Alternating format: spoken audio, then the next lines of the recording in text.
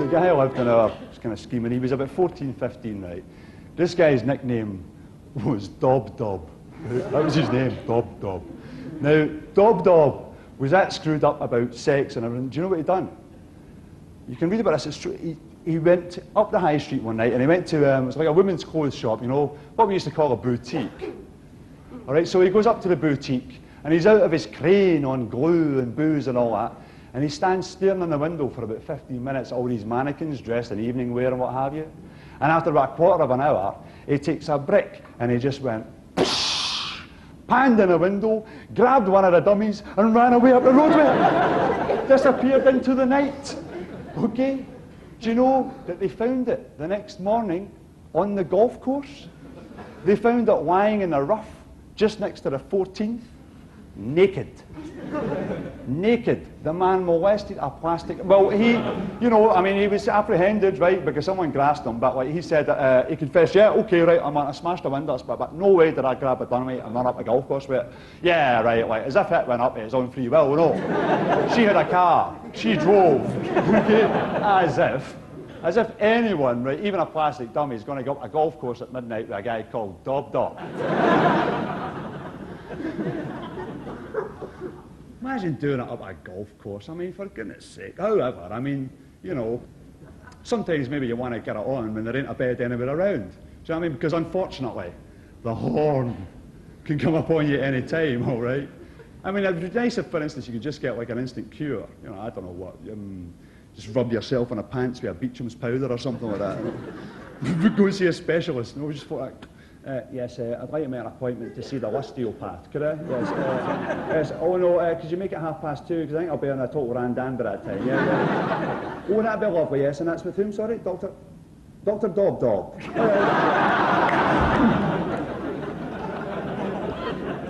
Of course, one of the results of all this kind of pressure and everything is it can work its way into your psyche, and then in your life work its way right down into moments of intimacy.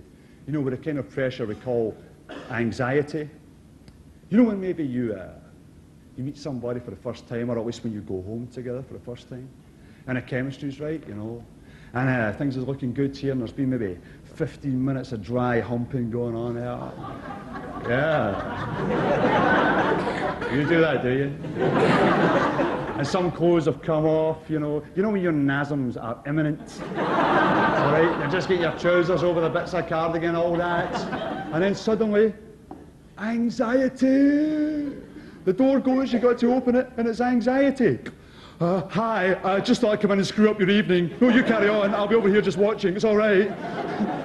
Anxious thoughts start creeping around. He's over here, he's thinking, oh man, our last boyfriend was probably a great lover, you know, he's probably like a fireman or something with a huge helmet, you know. Anyway, she's over here, and she's thinking, oh, what if he thinks I'm too fat? What if I do a front-bottom burp?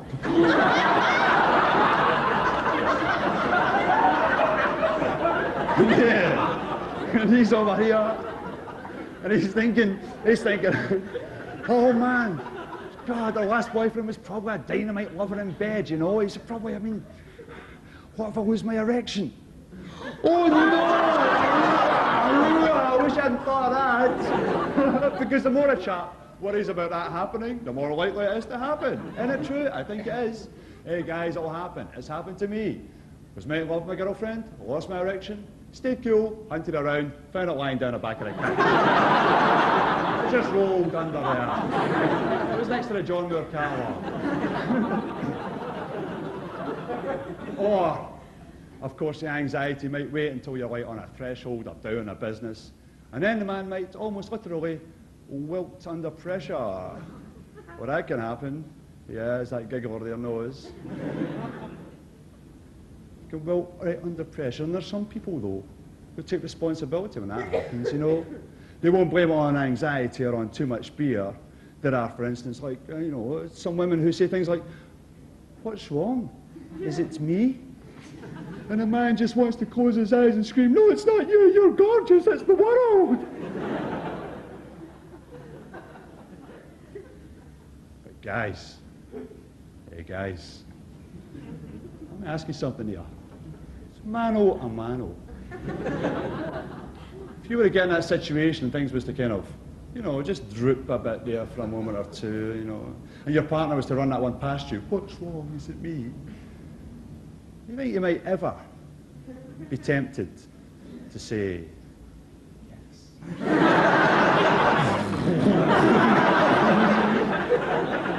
No way, you won't, man.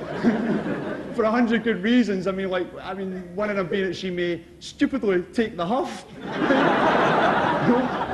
know, she might start getting her kit back on, mate, for the front door. You maybe get her impetus back again then. What are you going to do? Shout after her? Hey, wait, I was only kidding. But gals, hey, gals, so let me ask you something here. Mano a womano. If, just say, you were to get in that situation and things was to kind of droop and fall and wilt a bit like that, do you think you're the kind of person who's likely to say, what's wrong, is it me? Or do you think you might be more inclined just to take a long, cool look and say, well, my last lover never had this problem. Don't phone me. Because there's worse trouble than that, all right? And you don't really need me to tell you how bad that trouble can be, but we may as well. Got to be safe these days. Men, women, when you reach that point in foreplay, you know that point at foreplay where your blood is racing, your heart is pounding, your breath is coming so fast, you know that point in foreplay where you kind of both pause at what might be described as the very gate of heaven. And nothing in the world seems so tempting as to go through that. Or is this too subtle for anyone? I mean, we will objectify, you know. All right, we've got two people in a bed here, they are so hot, they are trembling. She would like him inside, he would like to be inside, but there's no condom in this bed, no protection. So here's a line to think about, a line may come in handy. Listen, I was just thinking, you know, we've gone this far and everything, and I just wondered if you want to play a kind of a game here. Nah, it's nothing kinky, no, it's just a game. It's called Death or Babies. Death or Babies, a nice, vivid phrase to keep in your brain at those points, isn't it? Unfortunately, when it gets to that point of proceedings, when your nasums are that close, your brain's got bugger all to do with anything, really, hasn't it? I mean, your brain's over in a corner, going like this. Death or babies, death or babies, death or babies. But your hips are going, override. Bring the brain with you, I say. Take your brain up from over here, take it over there, put it on a bedside cabinet or a corner of the lift, wherever it is you are, all right? Just take your partner's brain out, put the two brains together, they can talk to one another. They might as well, their owners aren't listening. Then you go at it, you do that thing, you make love, you screw, whatever it is you call it. Well, you know, it can be such a wonderful thing, such a great thing. It can be so marvelous, so good. So I'm told. Until afterwards, you may be lying in the darkness there, you may be sharing a whisper, maybe thinking about going to get a drink of juice. You maybe reach over there, and you might just put the wrong brain back in. And that's going to be a bad news thing there, because especially if it's been a straight encounter, because he may put in her brain, she may put in his. And then there will be a terrible period of confusion, because for weeks and weeks he'll be wandering around worrying A, that he might be pregnant, and B, why she hasn't phoned. And the reason she hasn't phoned is she's been too busy getting out and about, playing at five-a-sides and slagging him off in front of her mates. Telling them all how she gave him a good gonking, but that she's had better.